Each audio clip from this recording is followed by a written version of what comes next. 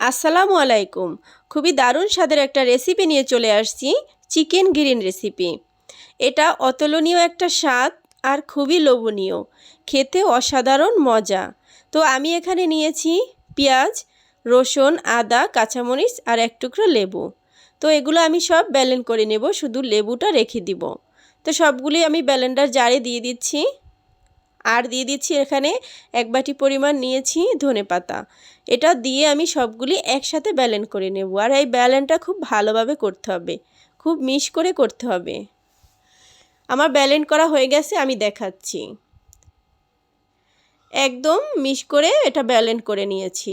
এখন চুলোতে একটা কড়াই বসিয়েছি, তাতে দিয়েছি কিছু তেল, তারপরে দিয়েছি সাদা, কালো, গোলমরিচ, তেজপাতা, শুকনো মরিচ, দারুচিনি, এলাচি। তারপরে ব্লেন্ড করা ওই মশলাটা এখানে দিয়ে দিলাম। নেড়েচেড়ে মিশিয়ে নিব। এখন দেব কিছু শুকনো ইনগ্রেডিয়েন্টস। এখানে আছে জিরার গুঁড়া, ধনিয়ার গুঁড়া, চাট মশলার গুঁড়া, মরিচের গুঁড়া, হলুদের গুঁড়া আর আছে স্বাদ মতো লবণ। এটা দিয়ে ভালোভাবে কিছুক্ষণ কষিয়ে নিব। এখানে আমি আরেকটু তেল দিয়ে দিয়েছি, এটা আর ভিডিওতে দেখানো হয়নি। তো এটা ভালোভাবে ভুনা করে নিব। তার ভিতরে দিয়ে দেব চিকেনগুলি। চিকেনটা আমি আগে থেকে ধুয়ে পরিষ্কার করে রেখে দিয়েছি। এই চিকেনটা দিয়ে ভালোভাবে মিশিয়ে নিব মশলাটার সাথে। এখন আরও কিছুক্ষণ নেড়ে চেড়ে কষিয়ে নিব। আমি ঢাকনা দিয়ে রেখে দিব। খুবই লো হিটে আমি এটা রান্না করব।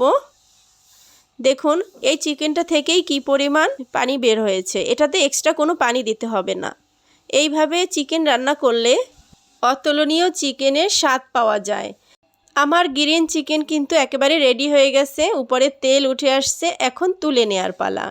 আমার রেসিপি ফলো করে যদি আপনারা এইভাবে বাসায় একবার হলেও চিকেন ট্রাই করেন, তাহলে কিন্তু বারবার এই গ্রিন চিকেন রেসিপি বাসায় বানিয়ে খেতে মন চাবে। এই ছিল আজকের মতো আমার দারুণ স্বাদের চিকেন রেসিপি। আল্লাহ হাফেজ।